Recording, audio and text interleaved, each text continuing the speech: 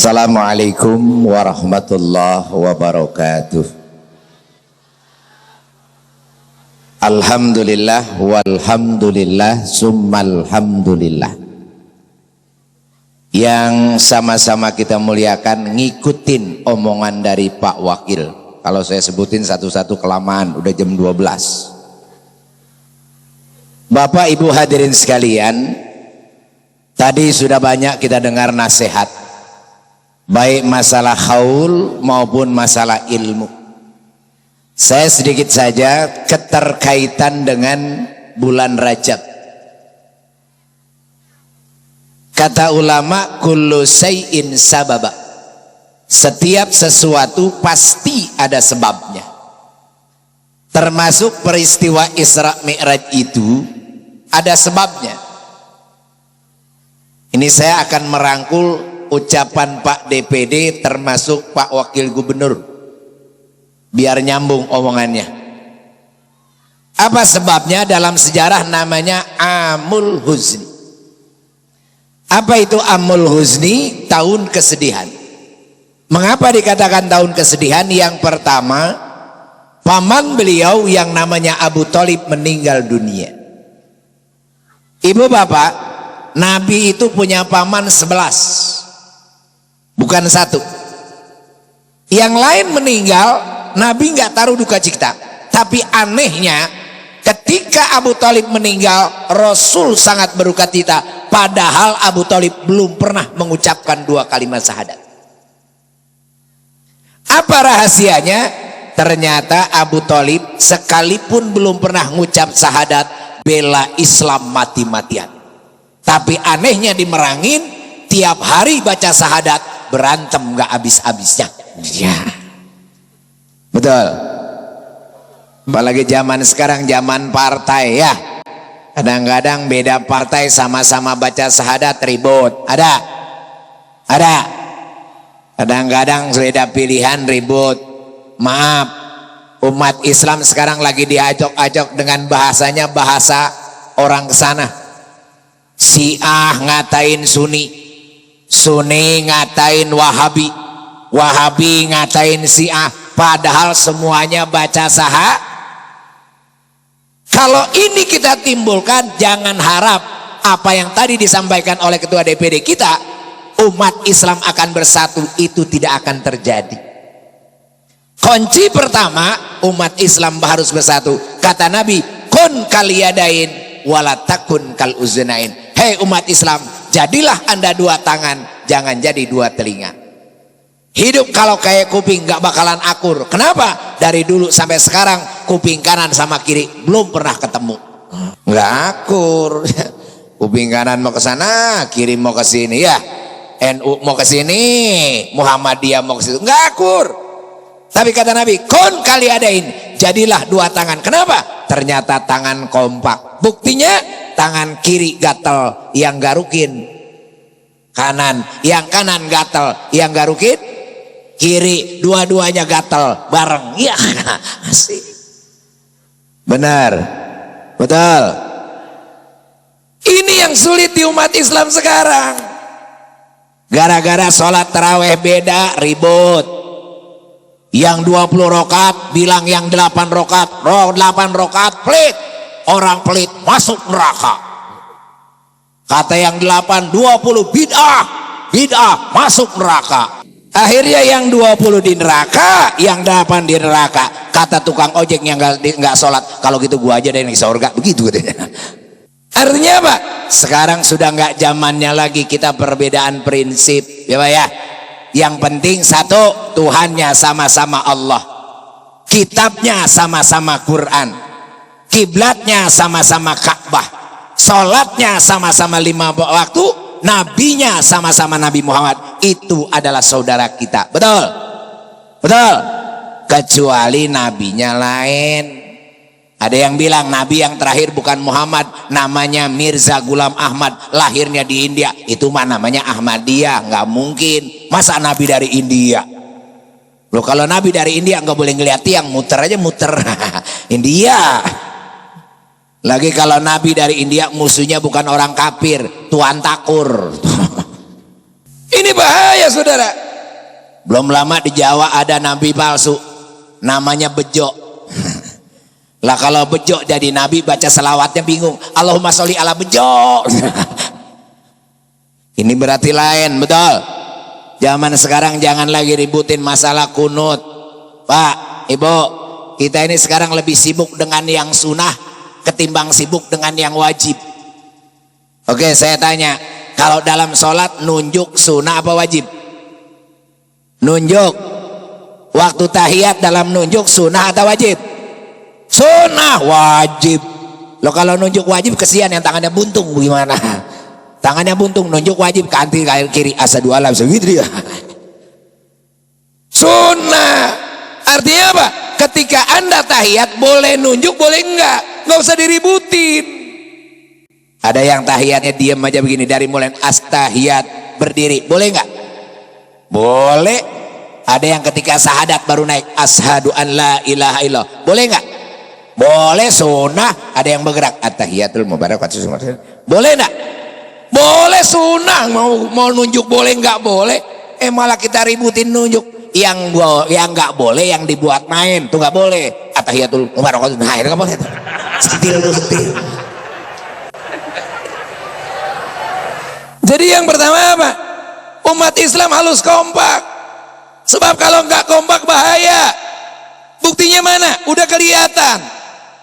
Kemarin pemilihan presiden, gara-gara umat Islam nggak kompak jadi ngaco. Akhirnya terpilihlah Jokowi. Begitu Jokowi jadi presiden, alhamdulillah pertama kali maulid baca Quran pakai irama Jawa, cuman zaman Jokowi. Nggak ada itu di mana-mana ya. Cuman zaman Jokowi. Coba akhirnya apa? Belum lama di Jawa Timur ada seorang sholat pakai irama Jawa, pakai bahasa Jawa. Kan konyol. Namanya Islam suci. Loh kalau boleh baca Quran pakai irama Jawa, nanti orang Sunda apa irama Sunda. Orang Jambi pakai irama Jambi. Kalau bisa pakai irama, wah bahaya, bisa-bisa sholat pada joget. Wah bagaimana nggak joget? Imamnya orang Sunda baca Fatihah. Iyyaka na'budu wa iyyaka nasta'in, imam bego namanya. Baca surahnya manuk dadali. Aro'aitallazi yukazibu bidin. Kata makmum, tarik mam, tarik.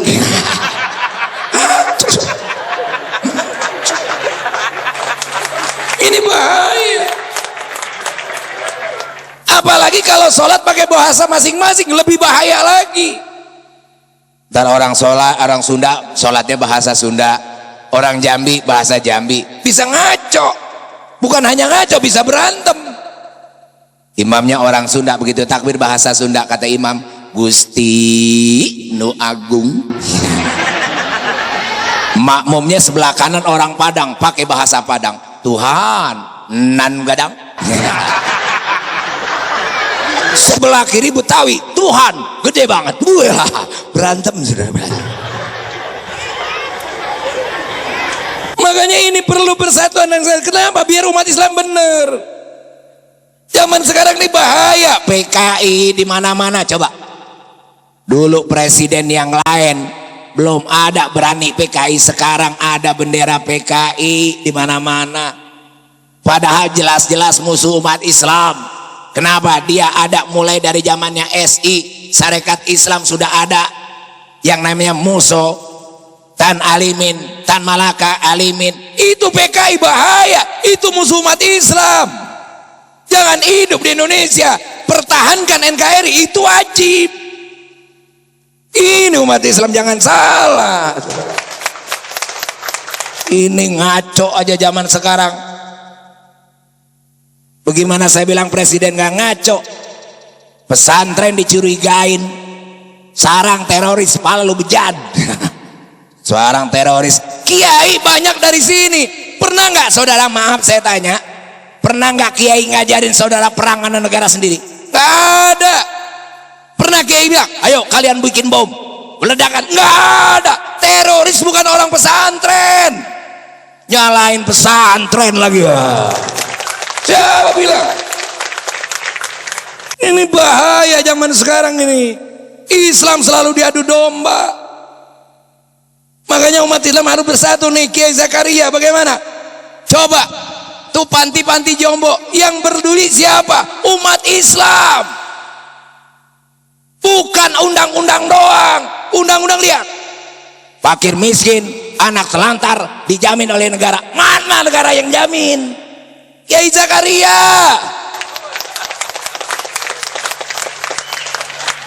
Jangan asal ngomong pesantren sarang teroris. Makanya umat Islam harus bersatu. Betul. Abu Thalib belum pernah ngucap syahadat tapi bela Islam mati-matian. Kita kadang-kadang Islam sama Islam berantem. Ada ustadz nggak dijadiin imam, sholatnya ngambek pindah. Ada itu. Ada model begitu. Ada yang begitu.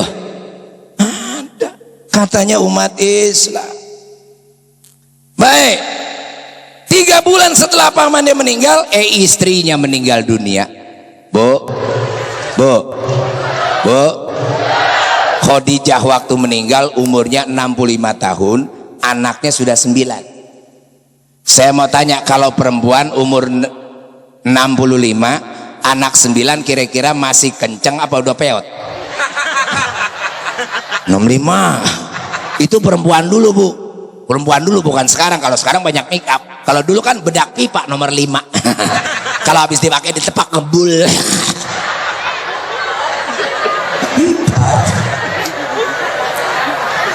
Ustaz kenapa? Maaf. Rasulullah itu orang yang paling ganteng sedunia. Gantengnya Rasulullah tidak ada yang bisa banding. Mulusnya Rasulullah semulus manusia di dunia. Saking mulusnya Nabi, ada dalam bait syair namanya, lam yakhtalim qattu taham mutlaqan abada wa mata sa'aba aslan bimada zamani min hudawabu falam kahrab wa ma waqa'at zubabatun abadan bi jismihil hasani. Nabi, Ibu, lalat saja nemplok langsung jatuh nyerosot, mulus badannya kayak orang merangin, kata Pak Wakil Gubernur. Begitu lalat nemplok, alhamdulillah nyarang. Kebanyakan korek. Mulus Nabi. Kenapa kok lalat tidak bisa nempel di badan Nabi? Karena di kakinya lalat itu ada najis. Najis tidak boleh nempel di badan Nabi. Jangankan najis, Bapak Ibu, Nabi buang hajat, buang kotoran, maaf, kotorannya langsung ditelan bumi, nggak boleh kelihatan manusia. Tuh bersihnya Rasul. Satu ketika Nabi mau buang air setelah perang Khandaq. Begitu buang air itu kan lapangan, nggak ada tempat ngaling. Kata Rasul, ya sahabat sih, alingin saya mau buang air. Itu sahabat girangnya luar biasa, alhamdulillah. Kenapa? Karena bukan mau ngalingin Nabi, dia pengen ngelihat tai Nabi. Ini orang pinter nih. Saya pengen tahu tai Nabi kayak apa begitu. Jadi setelah dia ngalingin Nabi buang air, dia muter. Dia cari tempat yang telah ditandain. Begitu sampai tempat yang ditandain, borok-borok ngeliat tai Nabi, bekasnya saja udah hilang. Nabi buang air, kotorannya langsung ditelan bumi. Percis kayak orang merangin. Begitu buang air langsung hilang. Beraknya di pinggir kali. Nganyut, itu bukan hilang. Ustadz kenapa? Maaf, Nabi orang paling ganteng sedunia. Perawan antri, jangankan janda, perawan antri. Kenapa kok nenek-nenek mati dia sedih? Nah, saya mau tanya sama bapak-bapak, jujur Pak ya, jujur ya, jujur. Istri kita udah tua mau mati, kita punya pacar perawan cakep ngajak nikah. Kira-kira bini yang tua mau mati girang apa sedih? Jawab.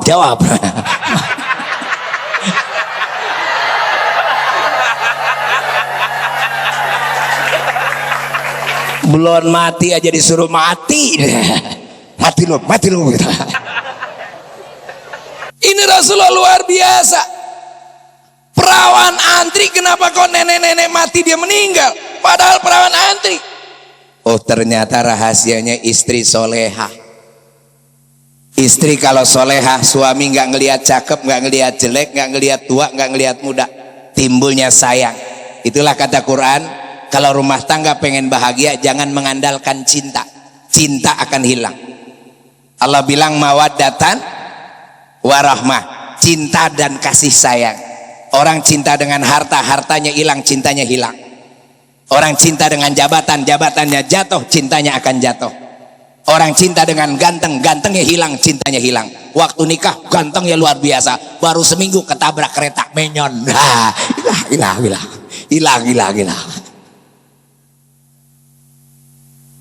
Apa sayang? Kalau sayang abadi. Ada aki-aki umurnya sudah 85 tahun, cucunya sudah banyak. Satu saat si cucu tanya, Aki masih sayang nggak sama Nini? Masih cinta nggak sama Nini? Enggak. Loh kenapa Aki? Karena Aki tidur sama Nini beradu pantat. Begitu. Cintanya hilang, tidur beradu pantat itu. Kata si cucu, Aki kalau udah beradu pantat berarti cintanya udah hilang. Kenapa Nini nggak diceraiin? Apa kata Akinya? Aki masih sayang sama Nini, sayang abadi. Cinta bila hilang, tapi sayang tidak akan hilang. Oh sayang. Bagaimana untuk menciptakan cinta dan kasih sayang biar jadi istri soleha? Oh gampang. Allah bilang dalam Al-Quran, lil muttaqina mafaza hadaika wa a'naba wa kawaiba atraba wa ka'san dihaqa la yasma'una lagwan wala kidzaba. Ciri istri soleha yang pertama wa kawaiba atroba. Kawaib itu artinya perawan. Atrob mohon maaf buah dada yang baru tumbuh. Maksudnya istri yang soleha sekalipun sudah tua di hadapan suami bagaikan sweet 17 ya. Kalau bahasa Nabi idza nazarta saratka, kalau dilihat suami selalu enak dipandang. Begitu Bu. Kadang-kadang kan dimerangin kan perempuan terbeda ya. Terbalik, kalau giliran kondangan baru cakep, giliran tidur sama suaminya kayak kucing kecebur. Mana suami mau betah di rumah ya? Kondangan mah luar biasa ya, minyak wangi yang mahal, ketek wanginya lain, di badan wanginya lain. Kondangan begitu lewat aja serbang wangi banget kondangan. Giliran tidur sama suami masa alor mason deblak di mana-mana. Kata suaminya, mana yang dicium pedas semua.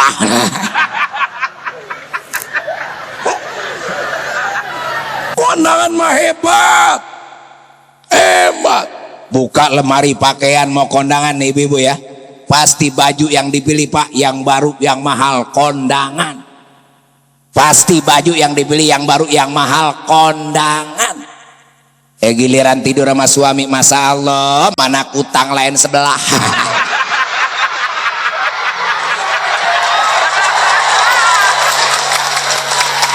Sebelah kiri pendek, sebelah tusuk sama peniti ya. Giliran diraba sama suaminya ketusuk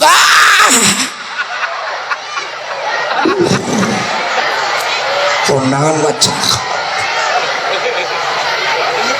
Istri soleha gak begitu. Apalagi kata Allah yang kedua, waka sandihak. Ciri istri soleha waka sandiak. Apa itu kasandiak? Gelas suami jangan sampai kosong. Bukan artinya gelasnya kosong isiin, gelasnya kosong isiin lah kembung lagi minum mulu. Apa itu kasandiak? Suami sarapan pagi temenin gitu. Ini kan dimerangin perempuannya pada belagu, pagi-pagi bikin kopi taruh di meja, bodo amat mau minum kayak mau nggak begini nah. Ngaku ayo.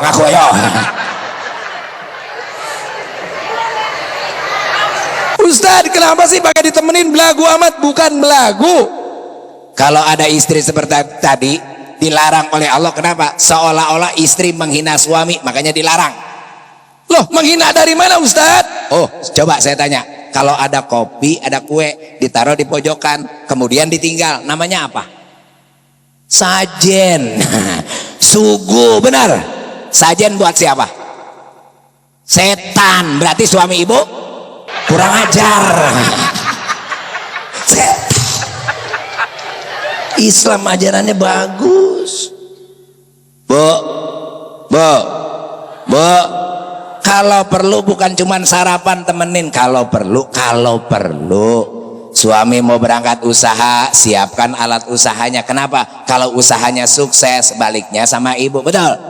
Suami kerjanya di kantor kayak Pak Wakil Gubernur, alatnya ada di tas, siapkan tasnya gitu. Suaminya petani, ya cangkul. Memang alatnya cangkul, siapkan cangkul. Suaminya ansip, ya pentungan itu enak. Suami mau berangkat ke kantor, antar sampai depan pintu, Bu, cium tangan suami, ibu jangan dulu masuk ke dalam sebelum suami berbelok. Tuh. Begitu suami mau belok, Pak, nggak boleh langsung jalan, tatap dulu istri di rumah.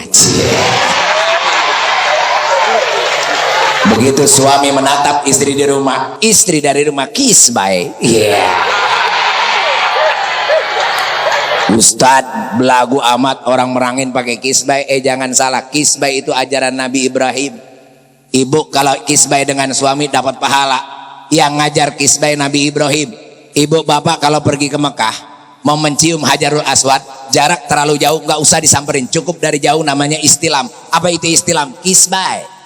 Hajar Aswad di situ, kita dari sini kan kita bilang Bismillahi Allahu Akbar. Apa namanya? Kisbay. Kisbay. Ajaran Nabi Ibrahim. Suami megang tas mau ke kantor, ya nggak? Begitu dia menengok ibu dari rumah, nggak apa-apa. Itu kalau megang tas. Kalau megang tas. Kalau megang pacul. Sekalipun dia megang pacul, dia tetap suami. Kisbay ya kisbay. Ya paling bahasa robah gitu deh, Mang. Nggak apa-apa, begitu jangan megang pacul. Nggak apa-apa gitu. Apalagi yang kedua, kalau istri seperti ini, suami bagaimana? Gak mungkin istri bisa soleha kalau suami tidak soleh. Betul. Harus seimbang. Istri yang seperti tadi, suami kayak apa? Kata Nabi, idza kasauta faksuha idza atamta fatimha. Laki yang bener, kalau lu makan jangan sampai bini kelaparan. Kalau kau pakai pakaian jangan sampai istri telanjang. Artinya apa? Suami yang bener sama istri sendiri jangan pelit gitu. Kan ada suami yang kurang ajar, Bu, sama istri sendiri pelit banget, sama istri orang lain baik. Kurang ajar tuh soalnya. Kurang ajar itu. Ada suami yang begitu, Bu? Ada. Yang mana?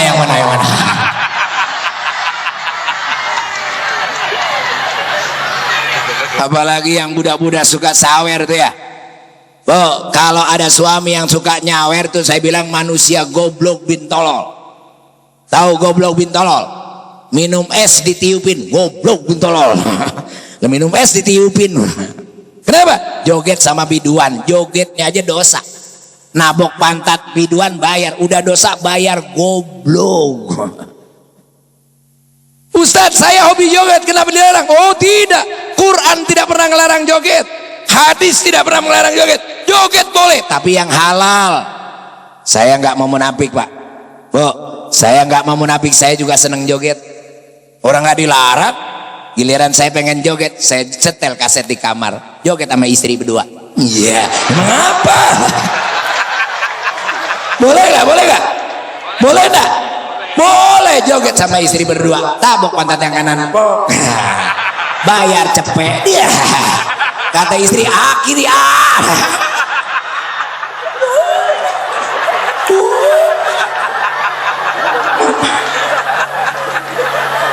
itu istri soleha, suami yang soleh. Yang kedua, Pak, maaf, kadang-kadang suami ini lebih bangga daripada istri, padahal pekerjaan istri dengan suami itu lebih berat istri dari suami. Makanya kata ulama, kalau kau bayar tenaga istri nggak akan kebayar, kalau kau gantikan pekerjaan istri tidak akan terbayar, bisa terganti. Istri itu paling berat pekerjaannya, 24 jam. Bangun jam 5, masak air, sholat subuh, ya Bu. Siap-siap selesai sholat subuh, siapkan kopi dan sarapan anak suami, betul?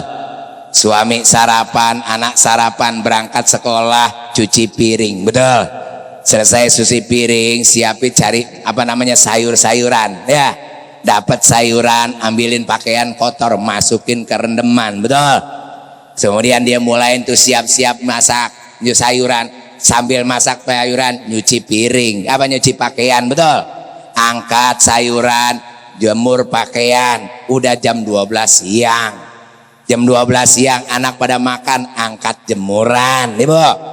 Selesai angkat jemuran, cuci piring. Selesai cuci piring, setrika, udah jam 3. Tuh lihat.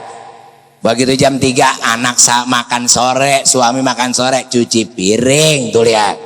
Maghrib makan, pada makan selesai, baru mau tidur anak minta kelonin. Tuh. Selesai anak tidur, bapaknya nggak kelar-kelar. Nggak kelar-kelar.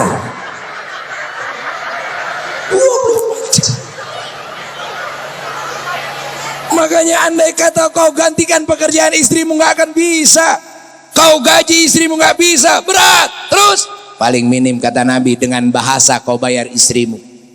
bagaimana caranya? Panggillah istri dengan bahasa yang manis biar dia jangan kesinggung. Makanya Nabi kalau manggil istrinya, ya Khumaira, wahai istriku yang kemerah-merahan. Kenapa? Maksudnya nyenang-nyenangin istri gitu. Mama, yayang tuh bagus. Ini kadang-kadang ada suami yang kurang ajar. Istrinya hitam, keling sini kamu. kurang ajar. Sebab memang paling gampang perempuan itu masuk surga. Kenapa? Perempuan itu paling hebat. Alhamdulillah Bu, kalau bukan ada Nabi, Perempuan akan dihina.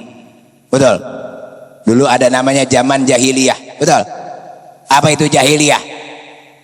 Apa itu jahiliyah? Kenapa dibilang bodoh? Sebenarnya Arab itu bodoh karena bukan teknologi, karena perempuan dihina. Sampai-sampai dulu perempuan mana harganya? Setiap bayi lahir perempuan langsung dibunuh. Alhamdulillah ada Nabi, perempuan diangkat sekarang ya. Betul. Pusat sebuah kota, apa namanya? Ibu kota, ada bapak kota? Nggak ada. Tanggal 22 Desember hari apa? Hari ibu, ada hari bapak? Nggak ada. Ini jempol alias ibu jari, ada bapak jari? Nggak ada. Lagu qasidah aja ibu-ibu kok.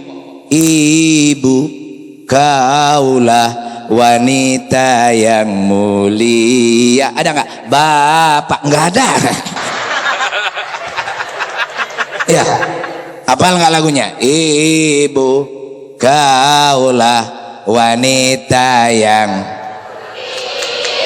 derajatmu tingkat dibanding kau mengandung, ngandung lagi,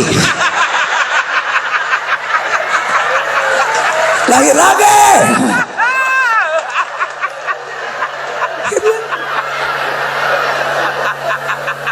kok nggak diterusin dia?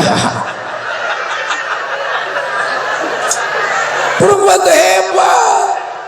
Sampai-sampai kata Nabi apa? Al jannatu tahta aqdamil umat. Surga berada di bawah telapak kaki ibu. Luar biasa. Jangan bangga Bu. Ini bangga.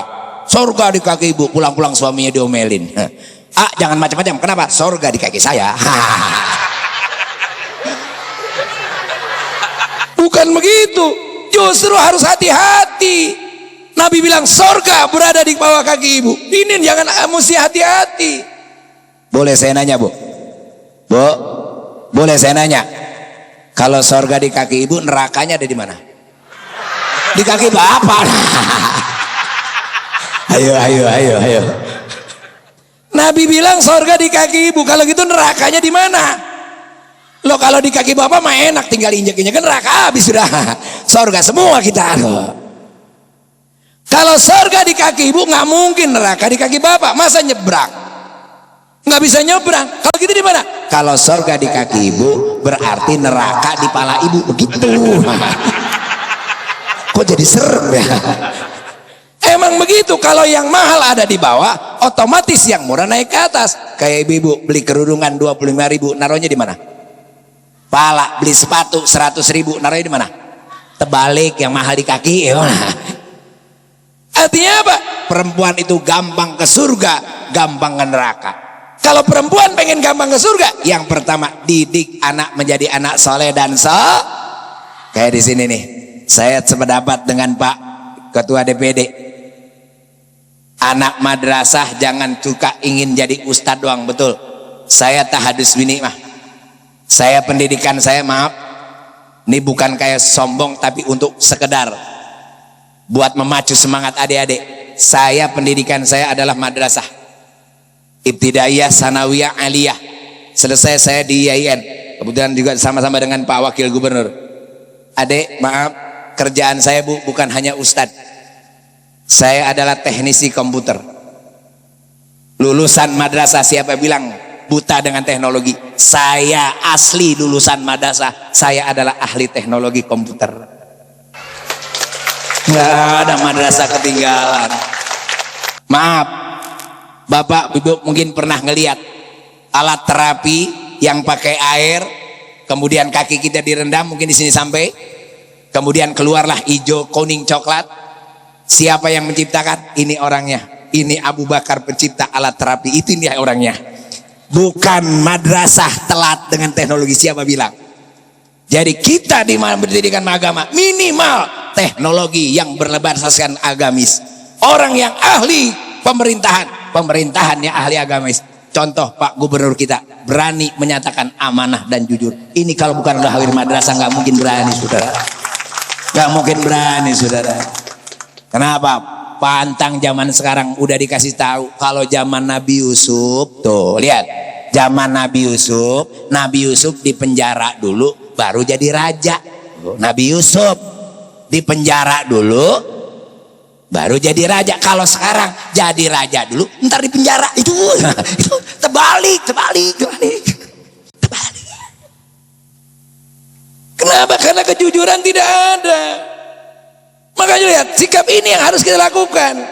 Nah inilah basisnya, alhamdulillah, almarhum Kiai Zakaria luar biasa, keluar dari pesantren dari Mekah, ngajar dari masjid ke masjid. Ini apa namanya? Dari Masjidil Haram ilal Masjidil Aqsa. Bertahun-tahun beliau ngajar, akhirnya bukan dirikan pesantren dahulu, tapi panti jompo yang lebih dahulu. Ini luar biasa. Nggak ada model kiai begini. Kiai biasanya bikin pesantren dulu baru panti jompo. Ini Kiai Zakaria luar biasa. Panti jompo dulu baru keinginan pesantren. Ini niat ikhlas karena Allah Subhanahu wa taala. Oleh karena itu saya berharap lahir dari pondok pesantren ini kiai-kiai yang benar-benar istiqomah terhadap ajaran Allah Subhanahu wa taala. Kita doakan Pak Gubernur, Pak Wakil Bupati, kemudian Bapak kita yang dari PD, mudah-mudahan beliau diangkat derajatnya oleh Allah Subhanahu wa taala untuk menegakkan kebenaran di negara kita, terutama di Kota Merangin ini, mendapatkan ridho dari Allah Subhanahu wa taala. Amin ya rabbal. Ibu, Bapak, udah jam 12 lewat. Saya takut cari jarum hilang kampak. Lumayan. Kalau cari jarum hilang kampak lumayan. Kenapa? Kampak yang besar hilang masih dapat jarum. Yang saya takut cari jarum ketiban kampak mati. Artinya apa? Ceramah dapat sholat zuhur enggak? Ini kita bisa ketiban kampak ya. Maka insya Allah dalam waktu singkat. Karena tadi benar kata Kiai Abu Nawas, Kiai Brobi, sebenarnya kita nih besok minggu depan mau ke Singapura. Dari Singapura langsung ke Malaysia, dari Malaysia langsung ke Brunei Darussalam. Itu pun kalau ada yang undang. Ya, kalau ada yang undang. Kalau enggak ya udah. Ini saja, mudah-mudahan ada manfaatnya. Billahi bisabil haq. Assalamualaikum warahmatullahi wabarakatuh.